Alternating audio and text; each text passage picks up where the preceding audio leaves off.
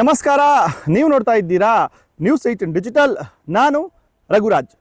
ಇತ್ತೀಚಿನ ದಿನಗಳಲ್ಲಿ ಜಮೀನನ್ನ ಕಬಳಿಕೆ ಮಾಡೋದಕ್ಕೆ ನಕಲಿ ದಾಖಲೆಗಳ ಒಂದು ಸೃಷ್ಟಿ ಆರೋಪ ಕೋಲಾರ ಜಿಲ್ಲೆಯ ಮಾಲೂರು ತಾಲೂಕಿನಲ್ಲಿ ಅತಿ ಹೆಚ್ಚಾಗಿ ಕೇಳಿ ಬಂದಿರತಕ್ಕಂಥದ್ದು. ಇದೇ ನಿಟ್ಟಿನಲ್ಲಿ ಇದೀಗ ಸತ್ತವರ ಹೆಸರಲ್ಲಿದ್ದಂತಹ ಒಂದು ಆಸ್ತಿಯನ್ನ ಕಬಳಿಕೆ ಮಾಡೋದಕ್ಕೆ ಅದೇ ಹೆಸರಿನ ಮತ್ತೊಬ್ಬ ವೃದ್ಧೆಯನ್ನ ಬಳಸಿಕೊಂಡು ಆ ಒಂದು ಬೆಲೆ ಬಾಳ್ತಕ್ಕಂಥ ಆಸ್ತಿಯನ್ನ ಇದೀಗ ಲಪ್ಟಾಯಿಸಿರ್ತಕ್ಕಂಥ ಒಂದು ಪ್ರಕರಣ ಇದೀಗ ಕೋಲಾರ ಜಿಲ್ಲೆಯ ಮಾಲೂರಿನಲ್ಲಿ ಇದೀಗ ಕೇಳಿ ಬಂದಿರತಕ್ಕಂಥದ್ದು. ಈ ಒಂದು ಮಾಲೂರು ತಾಲೂಕಿನ ಪುರಸನಹಳ್ಳಿ ಗ್ರಾಮದ ಸರ್ವೆ ನಂಬರ್ 78ರಲ್ಲಿ ಸುಮಾರು 3 ಎಕರೆ ಜಮೀನು ಇರತಕ್ಕಂಥದ್ದು.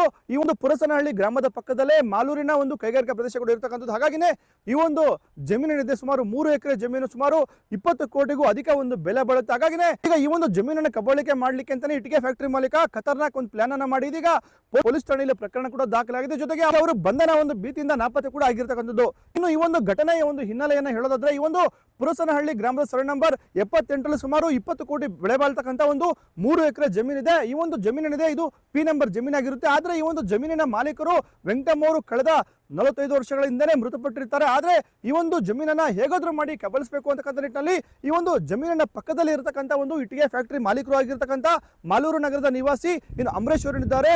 ಅದೇ ಹೆಸರಿನ ಮತ್ತೊಬ್ಬ ವೃದ್ಧೆಯನ್ನ ಕರೆತಂದು ಜೊತೆಗೆ ಅವರ ಒಂದು ದಾಖಲೆಗಳನ್ನ ಬಳಸಿಕೊಂಡು ಮಾಲೂರು ತಾಲೂಕಿನ ಒಂದು ಸಬ್ ರಿಜಿಸ್ಟರ್ ಕಚೇರಿ ಅಲ್ಲದೆ ಪಕ್ಕದ ಒಂದು ಕೆಜಿಎಫ್ ತಾಲೂಕಿನ ಒಂದು ಸಬ್ ರಿಜಿಸ್ಟರ್ ಕಚೇರಿಯಲ್ಲಿ ಸುಮಾರು 1,35,00,000 ಹಣ ಕೊಟ್ಟಿರುವುದಾಗಿ ಇದೀಗ ಅವರ ಹೆಸರಿದ್ದಂತಹ ಒಂದು ಜಮೀನನ್ನ ಇದೀಗ ಅಂಬರೀಶ್ ಅವರು ತಮ್ಮ ಒಂದು ಹೆಸರಿಗೆ ಇದೀಗ ವರ್ಗಾವಣೆ ಮಾಡ್ಕೊಂಡಿರ್ತಕ್ಕಂಥದ್ದು. ಇನ್ನು ಈ ಒಂದು ಘಟನೆಯ ವಿಚಾರವಾಗಿ ಇದೀಗ ಮಾಲೂರು ಪೊಲೀಸ್ ಠಾಣೆಯಲ್ಲಿ ದೂರು ಕೂಡ ದಾಖಲಾಗಿರ್ತಕ್ಕಂಥದ್ದು. ಇನ್ನು 45 ವರ್ಷಗಳ ಹಿಂದೆ ಮೃತಪಟ್ಟಿರ್ತಕ್ಕಂಥ ವೃದ್ಧೆ ಆಗಿರ್ತಕ್ಕಂಥ ವೆಂಕಟಮ್ಮ ಅವರ ಮೊಮ್ಮಗ ಆಗಿರ್ತಕ್ಕಂಥ ಚಂದ್ರಪ್ಪ ಅವರು ಇದೀಗ ಮಾಲೂರು ಪೊಲೀಸ್ ಠಾಣೆಗೆ ದೂರನ್ನು ಕೊಟ್ಟಿದ್ದಾರೆ. ಈ ಒಂದು ವಿಚಾರವಾಗಿ ಇದೀಗ ಮಾಲೂರು ಪೊಲೀಸ್ ಠಾಣೆಯಲ್ಲಿ ಎಫ್ಐಆರ್ ಕೂಡ ದಾಖಲಾಗಿರ್ತಕ್ಕಂಥದ್ದು.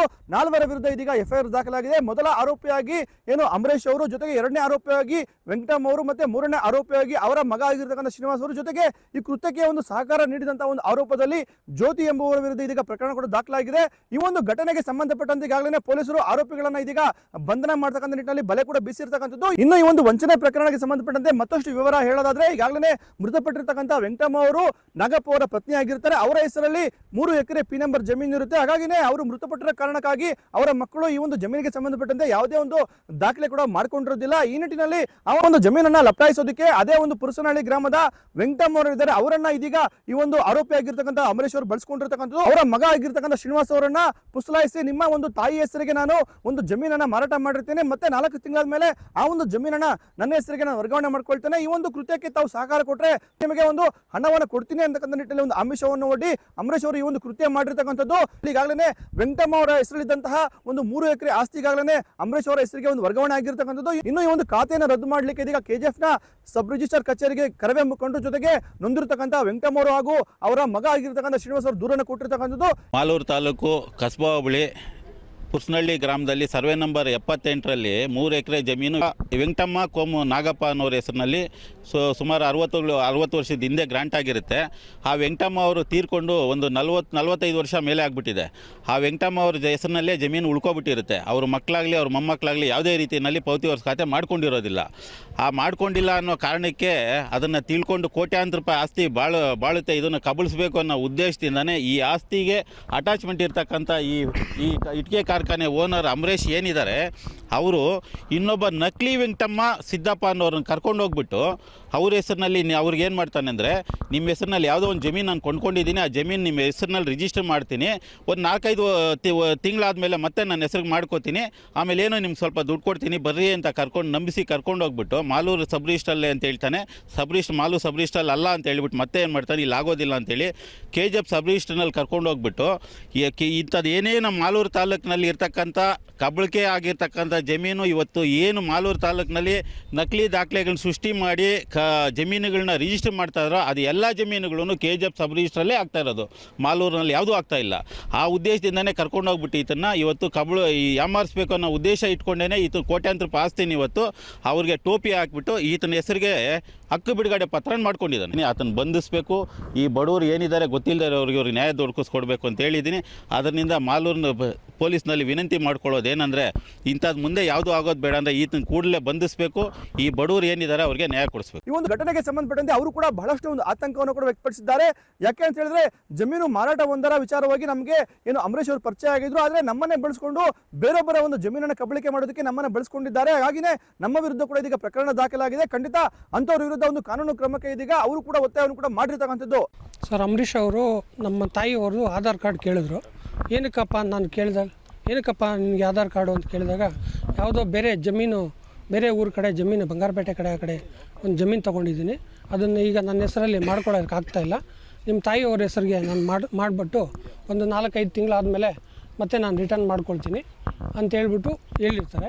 ಮತ್ತು ಅದಕ್ಕೆ ನಾನು ಒಪ್ಪಿ ಆಧಾರ್ ಕಾರ್ಡ್ ಕೊಟ್ಟಿರ್ತೀನಿ. ಈ ಪುರಸನಹಳ್ಳಿ ಸರ್ವೆ ನಂಬರ್ 78 ಈ ಥರ ಮಾಡ್ಕೊಳ್ತಾರೆ ಅಂತ ನಮ್ಗೆ ಗೊತ್ತಿಲ್ಲ. ಅವರು ನಮ್ಮೂರವರೇ ಸರ್. ಅವರು ನಾವು ಒಂದು ನಂಬಿಕೆ ಇತ್ತು ಅವ್ರ ಮೇಲೆ. ಮತ್ತು ಅವ್ರಿಗೇ ನಾವು ಒಂದು 6 ಗುಂಟೆ ಮತ್ತು ಒಂದು 30 ಗುಂಟೆ ಹಿಂದೆ ಜಮೀನು ನಾವೇ ಅವ್ರಿಗೆ ಮಾರಿರ್ತೀರಿ. ಆ ಒಂದು ವಿಶ್ವಾಸ ಆದಮೇಲೆ ಕಷ್ಟ ಸುಖಕ್ಕೆಲ್ಲ ಆಗೋರು. ಅದಕ್ಕೊಂದು ನಂಬಿಕೆ ಮೇಲೆ ಆಯಿತು ಏನೋ ಮಾಡ್ತಾರೆ ಅಂತ ಸುಮ್ಮನೆ ಇದ್ರಿ.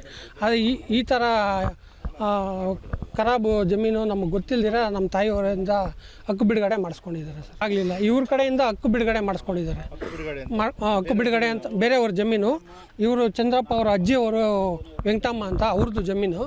ಆ ವೆಂಕಟಮ್ಮ ಸತ್ತೋಗಿದ್ದಾರೆ ಅನ್ನೋ ಒಂದೇ ಒಂದು ಕಾರಣಕ್ಕೆ ಇವರು ವೆಂಕಟಮ್ಮ ಬದುಕಿದ್ದಾರೆ, ಇವ್ರು ನಮ್ಮ ತಾಯಿಯವ್ರು ಮ್ಯಾಚ್ ಆಗ್ತಾರೆ ಅಂತ ಹೇಳ್ಬಿಟ್ಟು ಈ ಥರ ಮೋಸ ಮಾಡಿ ಒಳಗಡೆನೆ ಮಾಡಿರೋ ಸರ್ ಇದು ಕೆಲಸ. ಹೌದು ಸರ್, ಆಗಿದೆ. ನಮ್ಮ ತಾಯಿ ಇಬ್ಬರ ಮೇಲೂ ಆಗಿದೆ ಸರ್. ಮೋಸ ಆಗಿದೆ. ಅವ್ರನ್ನ ಅರೆಸ್ಟ್ ಮಾಡಬೇಕು, ಅವ್ರ ಜಮೀನು ಅವ್ರಿಗೆ ತಲುಪಿಸ್ಬೇಕು, ನಮ್ಮನ್ನು ಸ್ವಲ್ಪ ಈ ದೋಷದಿಂದ ಮುಕ್ತಿ ಮಾಡಬೇಕು ಅಂತ ಹೇಳ್ಬಿಟ್ಟು ಕೇಳ್ಕೊಡ್ತಾರೆ. ಫೋನ್ಪೇ ಮಾತ್ರ ಒಂದು 5,000 ರೂಪಾಯಿ ಖರ್ಚಿಗೆ ಇಟ್ಕೊಳ್ಳಿ ಅಂತ ನನಗೆ ಹಾಕಿರ್ತಾರೆ. ಈ ಒಂದು ಜಮೀನಿನ ಮೂಲ ಮಾಲೀಕರು ಆಗಿರ್ತಕ್ಕಂಥ ವೆಂಕಟಮ್ಮ ಅವರ ಮೊಮ್ಮಗ ಚಂದ್ರಪ್ಪ ಅವರು ಈ ಬಗ್ಗೆ ಬಹಳಷ್ಟು ಒಂದು ಆಕ್ರೋಶವನ್ನು ಕೂಡ ಹೊರ ಹಾಕಿದ್ದಾರೆ.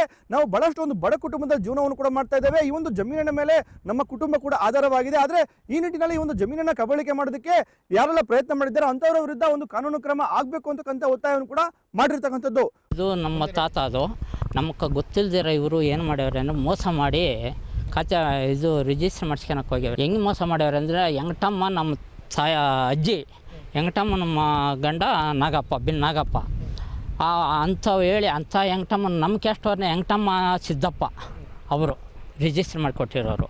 ಅವ್ರನ್ನ ಕರ್ಕೊಂಡೋಗಿ KGF ಆಗಿ ರಿಜಿಸ್ಟರ್ ಮಾಡಿಸವನೆ. ಯಾವುದೋ ಜಮೀನು ನಿನ್ನ ಹೆಸ್ರಿಗೆ ಮಾಡ್ತೀನಿ ಬಾ ಅಂತ ಹೇಳಿಬಿಟ್ಟು ಕರ್ಕೊಂಡೋಗ್ಬಿಟ್ಟು ತಾನೇ ಹೆಸರಿಕೆ ಮಾಡ್ಕೊಂಡವನೆ. ನನಗೆ ಗೊತ್ತಿಲ್ಲ. ಅಮರೇಶ್ ಅನ್ನೋರು ಪುರಸನಹಳ್ಳಿ ಗ್ರಾಮದಲ್ಲಿರುವ ಅಮರೇಶ್ ಅವರು ನೋಡಿ ಗೊತ್ತಿಲ್ದಿರ ಈ ಥರ ಮಾಡಿಸ್ಕೊಂಡ್ಬಿಟ್ಟವ್ರೆ. ಭೂಮಿಕಾಗಿ ಹೆಸರಿಕೆ ಮಾಡಿಸ್ಕೊಂಡವ್ರೆ. ಇದು 15ನೇ ತಾರೀಕು ಅದಕ್ಕೆ ಪಾಣಿ ರದ್ದು ಮಾಡಿದ್ದೀರಿ ಹಾಕ್ಕೊಡ್ದು ಅಂತೇಳಿ ಕಂಪ್ಲೇಂಟ್ ಕೊಟ್ಟಿದ್ದೀನಿ.